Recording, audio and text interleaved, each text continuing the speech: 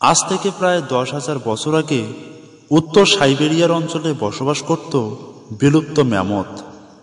আর তাদের এই বিলুপ্ত হবার পিছনে মূল কারণ ছিল তাপমাত্রা বৃদ্ধি, যার ফলে এলাকাটিতে ধীরে ধীরে ম্যামথের জন্য বসবাসের অযোগ্য হয়ে যায়।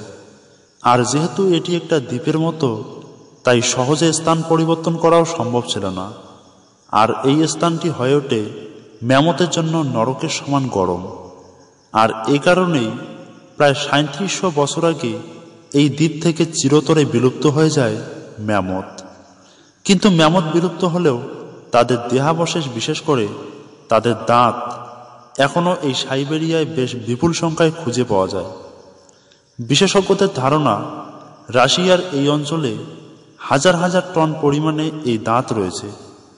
বর্তমানে বছরে প্রায় 20 থেকে 60 টন দাঁত উদ্ধার করা হয় মাটির নিচ থেকে।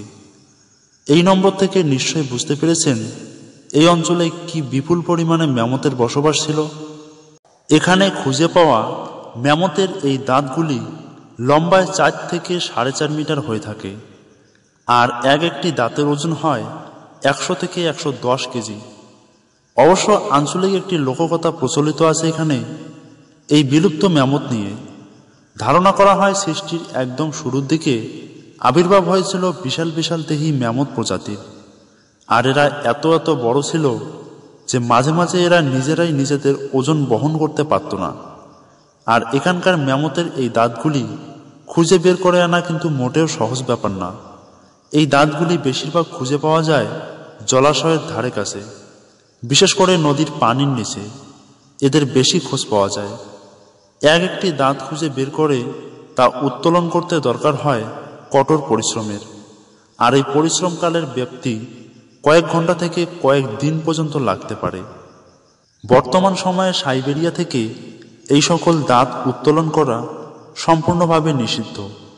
বর্তমানে কালোবাজারে যে দাঁতগুলি পাওয়া যায় তার 90% দোকানদাতা হল চীন। তাদের প্রাচীন সভ্যতার একটি অংশ হল বড় বড় দাঁতের উপর বিভিন্ন জিনিসের খোদাই করা শিল্প।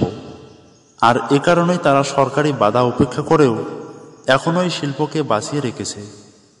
বিশেষজ্ঞদের ভয় হল এভাবে যদি দাঁত উত্তোলন চলতে থাকে তাহলে এই দাঁতগুলি থেকে তারা যে তথ্য সংগ্রহ করে তা আর সম্ভব হবে না। বিশেষ করে বিশ্বের তাপমাত্রা পরিবর্তন সহ তৎকালীন প্রাণীগুলির খাদ্যাভ্যাস, তারা আর নতুন তথ্য আবিষ্কার করতে পারবে না। তবে ভিডিওটি এই পর্যন্ত দেখার জন্য আপনাকে অসংখ্য ধন্যবাদ। ভিডিওটি ভালো লাগলে একটি লাইক দিন ও শেয়ার করুন। আর এ ধরনের ভিডিও দেখতে চাইলে অবশ্যই আমাদের চ্যানেলটি সাবস্ক্রাইব করে পাশে থাকা বেল আইকনটি ওকে করে রাখুন।